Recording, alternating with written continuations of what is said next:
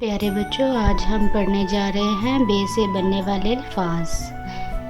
Babe बिल्ली, babe बिल्ली, babe बिल्ली, बेब बंदर, बेब बंदर। मेरे साथ पढ़े, बेब बंदर।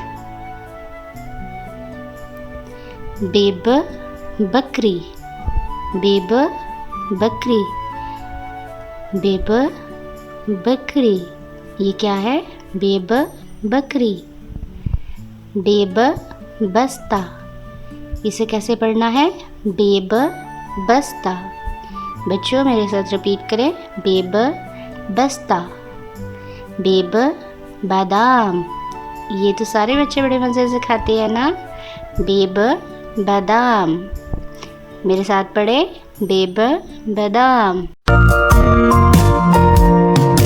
आओ सीखें बे की बातें, कितनी प्यारी है ये सौगातें।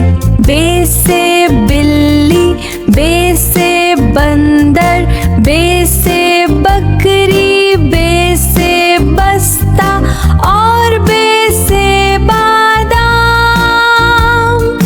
ये है बे का प्यारा सा